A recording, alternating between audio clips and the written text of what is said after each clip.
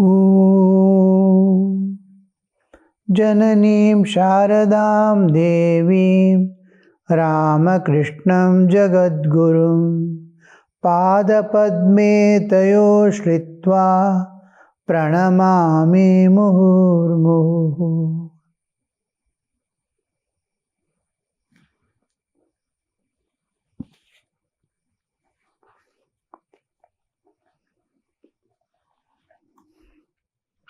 Ramakrishna is explaining the state of Paramahamsa. Paramahamsa, supreme swan. The supremacy of a swan, whether it is mythological or actual, doesn't matter. It conveys a thing which we need in our life. How to remain uninvolved in world.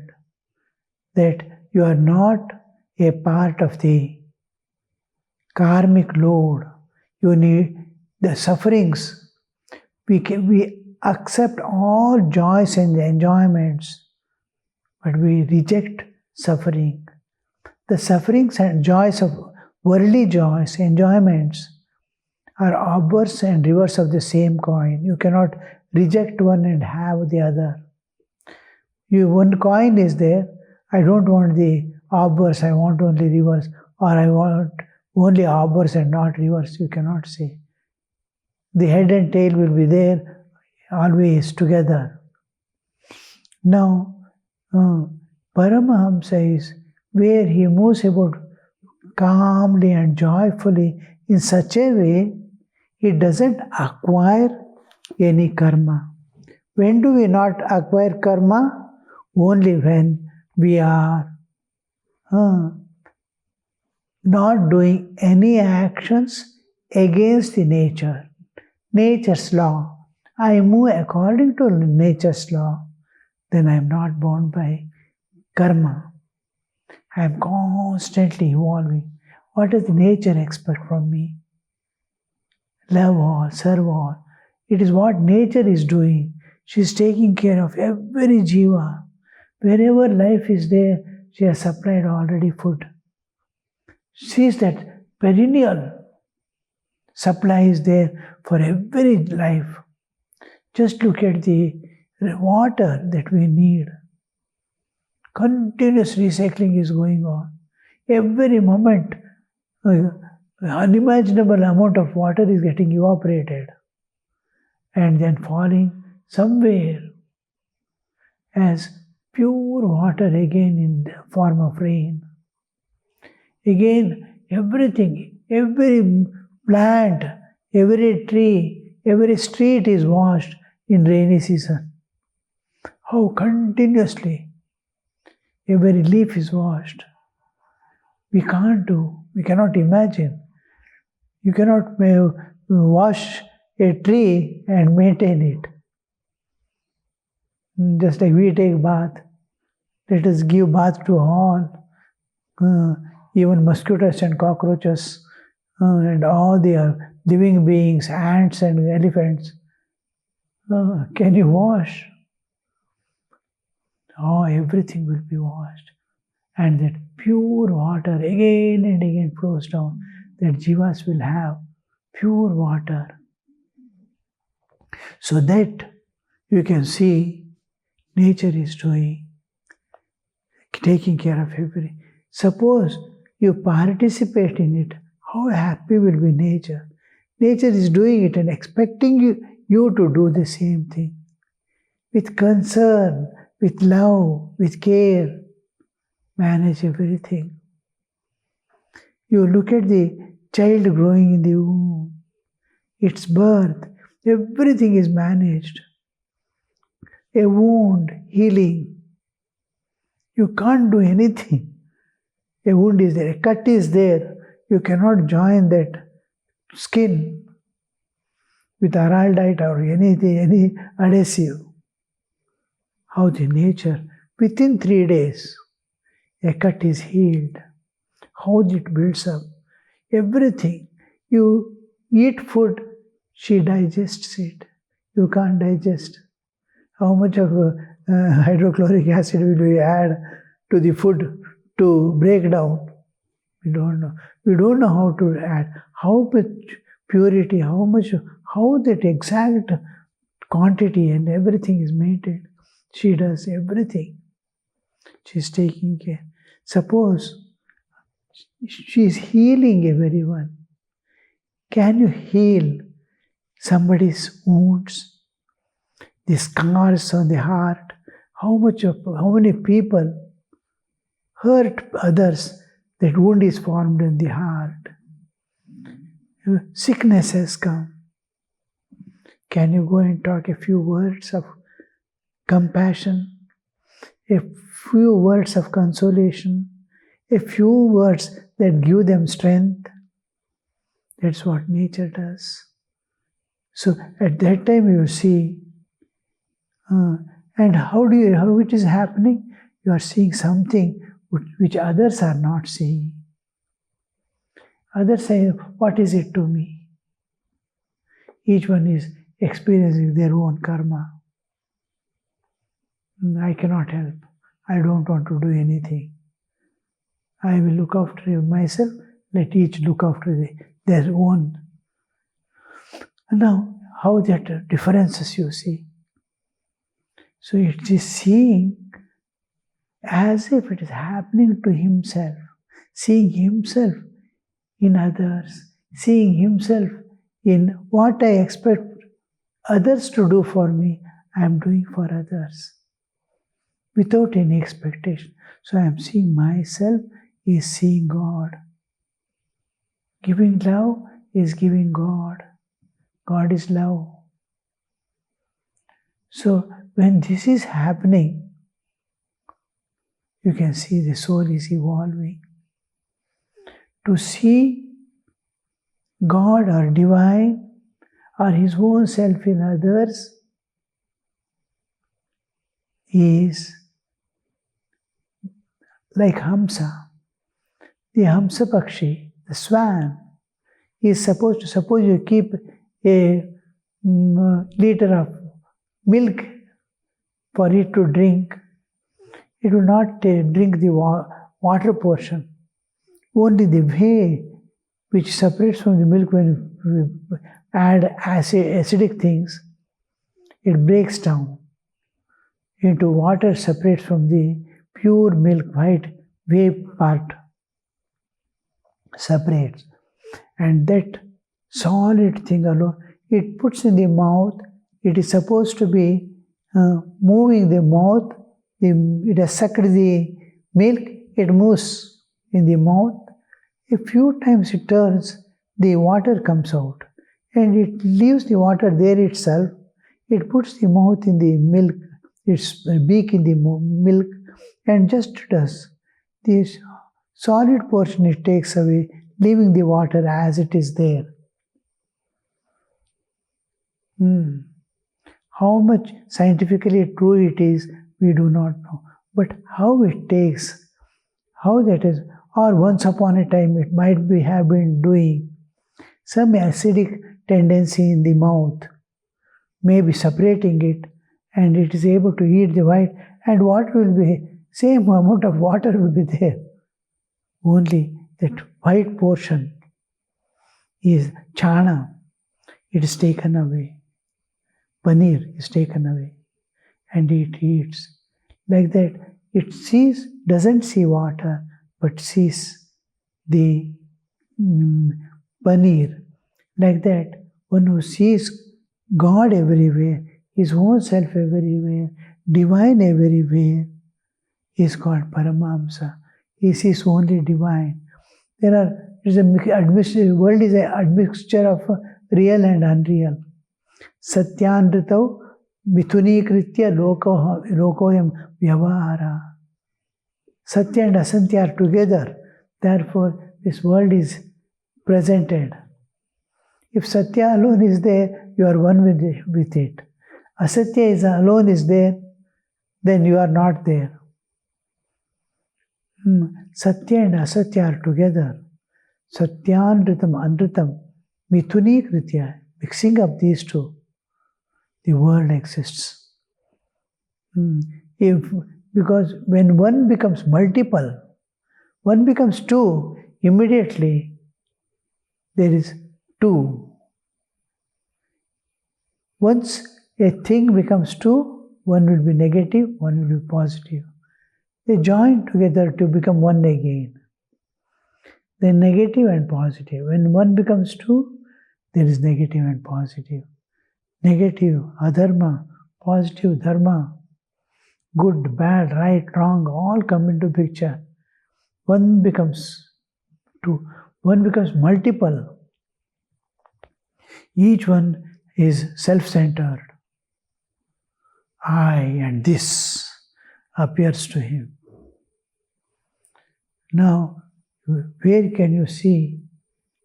Now, a person who sees only good and doesn't see, like sugar and milk, sugar and sand is mixed up, just put anywhere. You must see the ants coming. They are not at all bothered about the sand. They move the sand here, there, and take out only the sugar. Eat and carry. You can see within no time, all the sugar is taken away and sand alone is left behind. So this tendency is called hamsa. That is hamsa. I am that, I am that. I am He, the Lord of the universe. Hamsa. Soham. He is myself. I am himself. Now, this hamsa sees everything, and leaving the sand without observing, it takes away it doesn't see sand, it sees only sugar. Similarly, you can see water is there, dirty water everywhere. And when sun takes away, evaporates the water, it doesn't see the dirt acquired in it. It's not bothered, the attention doesn't go to the dirt there. Only water portion it takes away. Leaves that behind. So this is called hamsa. Paramahamsa is one who sees God everywhere and sees nothing else other than God. The Master said, a Paramahamsa is always conscious of God alone, is real, and all else is illusory. Sugar alone is real, and all that else other than sugar in this one is illusory. Only the swan has the power to separate milk from a mixture of milk and water. Milk always contains water, milk and water. The swan's tongue secretes an acid that separates the milk from the mixture. Here Sri Ramakrishna is making it clear, you see. The swan's tongue secretes an acid that separates the milk from water mixture. Now, the Paramahamsa also possesses such a juice. It is his ecstatic love for God. Because of the ecstatic love of God, he is able to forget himself, forget the world. He is not able to see anything other than that. Just like a ant comes and never bothers about whether there is sand or not. It just pushes and takes the sugar and runs.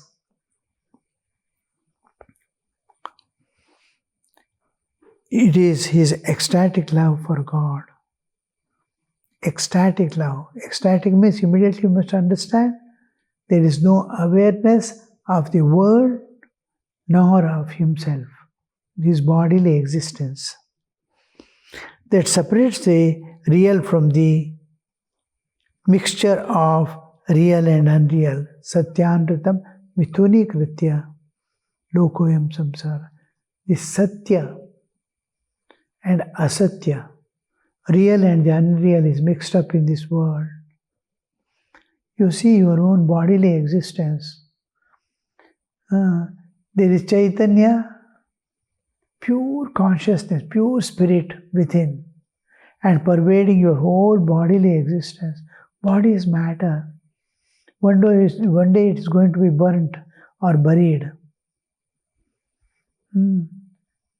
But Chaitanya is there, and these two are together.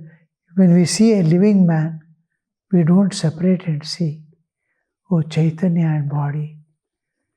It is because life you are seeing, when there is in life, there is a combination of, when you see life, you will not see a dead body there. But it's a dead body. Dead body and Chaitanya together makes the life possible. Life is expression of consciousness through matter. A consciousness, I am conscious now. This consciousness is manifested through this bodily existence. So I am alive. Life is expression of consciousness through matter. This matter is dead matter. Because consciousness is manifesting. Consciousness is present there. We call it living. I am living because of the consciousness. It is pervading. Through it, one becomes aware of God and sees Him. That separates the real from the mixture of real and unreal, Satya and Anrita. Asat, if it is Asat, then it will not be visible, you will not be visible, perceive. Asat you cannot see. So, Asat is that which is appearing to be Sat. Like snake in rope. You have mistaken snake as rope as snake because of the mandhandakara. If light is there, full light is there, you will know it is rope. Full darkness is there, you will neither see the snake nor rope. Rope is there, you will not see. You will not mistake for the snake also. If light is not there, the question of rope as snake will not come into picture. It is mandhandakara. Andhakara, dull light is there, little light is there, that you can see the objects. But you will not be able to clearly know the truth. You will not know the truth, but you will be able to understand. Like that, Satya and Anrita mixed up, you see. So like that, the real and unreal, through it, one becomes aware of God and sees Him. Satya and Anrita, oh, all this world, he is separating, like swan separating the milk from water, and white portion is taking away, you see, leaving this. So, through this process of analysis, self-analysis, and love of God, in Vedanta, we take the self-analysis. Is it eternal? A question. Everything. Sadasadbhyam anirvachaniyam is one thing. It is actuality. Nitya Nitya Vastu Viveka is one of the sadhana, Nitya and Anitya. In Advaitic path, in the path of Jnana, this Nitya Nitya Vastu Viveka is most important. The first step, Nitya Nitya Vastu Viveka, Iha Mutra Phalabhoga Viraga, Shamadamaji Shat Sampada, Mumukshutva. These four. Now, Nitya Nitya Vastu Viveka comes into picture first. What is Nitya and Anitya? God alone is eternal. All else is temporal. It appears and disappears. Now, Nitya Nitya Viveka, how it immediately, Sri Ramakrishna says, when you know a thing to be harmful, you know a thing to be unreal, immediately reject it. If it is unreal, immediately reject it. Otherwise, you will not be able to. Now, Nitya Nitya Viveka. Viveka is analysis by which you are going to analyze. This is real, this is unreal. God alone is real, the world is illusory. Now, when this understanding dawns, what is unreal is dropped off. Knowingly or unknowingly, it gets dropped off because heart has accepted that reality, truth. Oh, this is unreal. And once you see this is real, this is unreal, immediately see so many things. Now, especially in the internet and all that, advertisements, this, that, gifts, so many things come. And is it real or unreal? News come. Is it real or unreal? Because much of the things is equally real and equally unreal things are there. Trustworthy, you cannot trust. Both are there. Now, unreal, the moment you come to know that unreal, this is unreal, it drops away from your awareness and need and demands. I want it will never come again. Similarly, what is real, immediately it goes, yes, I will have it. A fine drink is there. Hot summer. In hot summer, you are having a fine juice, sweet juice, cool, fine juice. How you feel?